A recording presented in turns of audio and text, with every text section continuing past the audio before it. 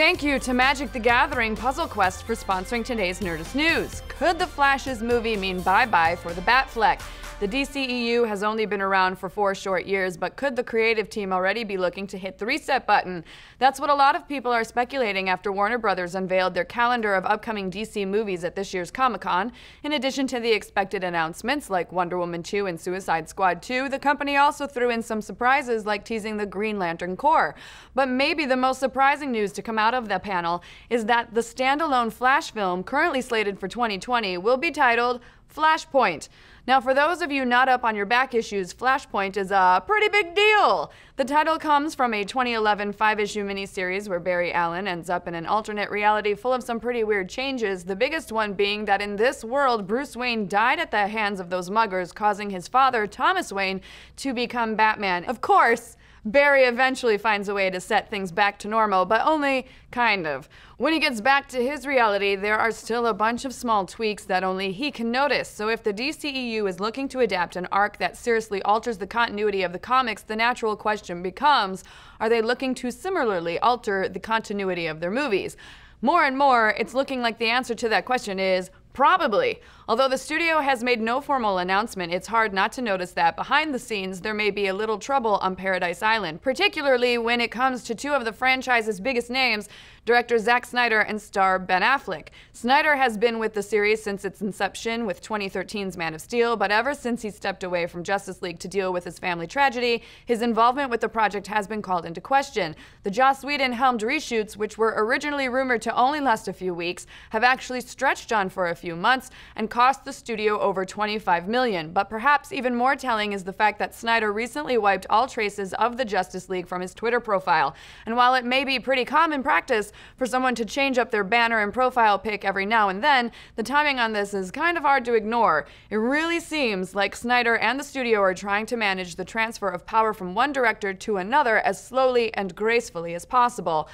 Slightly less graceful has been Ben Affleck's on-again, off-again status with the character of Batman ever since the day he agreed to don the cape and cowl. He's gone from threatening to back out of the role to writing, directing, and starring in a standalone Batman movie to only starring in that movie. Honestly, it can all be a little hard to keep track of, but the most recent news was that he was once again ready to step down from the Dark Knight until the Comic-Con panel where he promised fans that he loved being Batman and would hold on to the opportunity as long as possible. I'm Batman. Nice words, but let's not forget that he's there to promote a giant movie, and he's probably going to play nice for the sake of the box office. Who knows what the truth is at this point? The only truly safe bet is that Warner Brothers is probably getting pretty frustrated.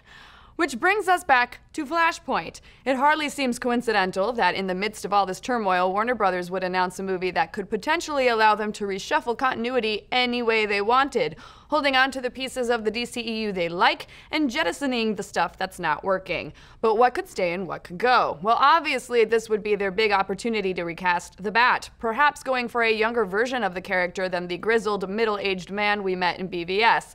It would also be a chance for them to tweak the tone of the universe. After the events of Flashpoint, DC Comics had taken a turn for the dark and gritty with New 52, not dissimilar to where the movies are now, but recently all of the books were relaunched under Rebirth and introduced us to a brighter, sunnier DC. We already see that kind of thing happening on the big screen with the success of this summer's Wonder Woman and the injection of some Whedon-style levity into the Justice League, but Flashpoint could serve as a complete shakeup to the status quo, essentially de-Snydering the DCEU in favor of a more hopeful look and feel, a reverse Flashpoint, if you will. As for what would stay, well, we feel pretty safe to say that Wonder Woman and Gal Gadot ain't going anywhere. DC obviously wants to build off the goodwill earned by that blockbuster and probably won't touch her or her continuity. In all likelihood, the time shift that causes the events of Flashpoint will probably occur sometime in the recent past, allowing both Wonder Woman and the upcoming Cold War set Wonder Woman 2 to remain unaltered. But other than that, everything feels a little bit up in the air. At least until Justice League comes out this November. According to early reports, The Flash and Aquaman are both the breakout stars of that film, and if fans really take to them, we're betting DC will find a way to keep them safe from whatever time-changing shenanigans happen in Flashpoint. But what do you folks think? Do you think Flashpoint can save the DCEU, and what other changes would you like to see come from it? Let's discuss. And thank you to our sponsor today, Magic the Gathering Puzzle Quest. It's 50% Magic the Gathering, 50% Match 3 RPG, 100% Puzzle Quest. And now it's even more addictive because the Hour of Devastation is at hand. Build an all-new deck with over 150 new cards with new abilities like Eternalize, or play with the latest Planeswalker, Elspeth, the Sun's Champion. You can perfect your deck at the all-new training grounds or jump into live daily events alongside your coalition for top placement. Grab it up on the Apple App Store or Google Play right now.